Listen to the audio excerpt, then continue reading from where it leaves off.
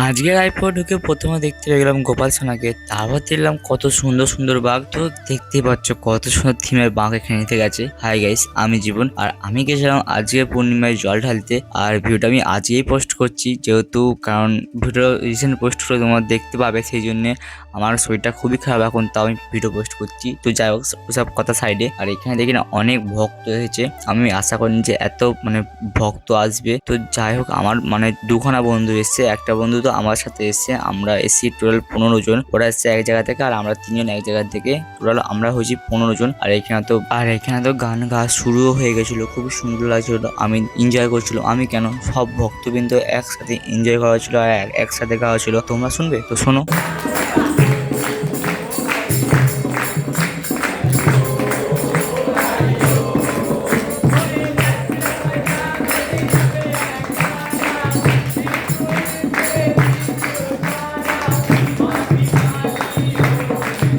I think রায়পুরের মধ্যে মন্দিরটাই বেশি ভিড় হয়েছিল, আর এই সাইডে কটা বাঁক রাখা ছিল। হ্যাঁ, সব কিন্তু টোটাল মন্দিরের ভিতর ছিল। আর বাইরের সাইডের দিকে যে যেখানে বসার জায়গা আছে, ওই দিকটা কিন্তু অনেক লোক ভর্তি বসছিল, মাঠের মাঝখানে কেউ বসে না, সব এক ধারে নয় মন্দিরে বসছিল। আর তারপর ওই পায়ে শ্মশান ছিল, শ্মশানের লোক ছিল। আর এখানে আমাদের সাথে যে বাঁকটা গেছিল, সেই বাঁকটা রেডি হয়ে গেছে। এবার আমাদের বাঁকটা রেডি হচ্ছিল, তো আমাদের বাঁকটা রেডি করার পর একটা ভাইয়ের বাঁক, তার বাঁকটা রেডি করে দিচ্ছিলাম। সব বাঁক কিন্তু রেডি করা চলছিল, একে একে বেরিয়ে যাচ্ছে, আর আমরা সব একসাথে বেরিয়েছিলাম। আর আমাদের 3টে বাঁক একসাথে পর পর আসছে, একটু পেছনে আর দুটো সামনাসামনি আছে। প্রথম হচ্ছে আমার দ্বীপ, যে আমার বন্ধু, যার সঙ্গে কন্ট্যাক্ট করে আমি একসাথে এসেছি, এটা হচ্ছে আমার বন্ধু। আর সেকেন্ড আমাদের বাঘ জয়জিৎ, আর নিচে পেছনে একটা বাঘ ছিল, ওটা আমাদের টিমের বাঘ। আর ওই বাঘটা প্রচন্ড ভারী হয়েছে। তো যাই হোক, আমাদের সাথে একটা দুর্ঘটনা ঘটেছে, সেটা নয় না বললাম থাক। আসলে আমাদের বাঘটা বসে গেছিল, তাই জন্য আমাদের আনতে অনেকটাই কষ্ট হচ্ছিল। কি বলবো, তোমরা দেখতে পাচ্ছ বাঘটা একদম খেলছে না, কারণ ওটা সাপোর্ট দিয়ে আছে। বাঘটা পুরোই বসে গেছে। কি বলবো, দুঃখের কথা। কি জানো, আমার হয়তো কিছু ফল্ট ছিল হয়তো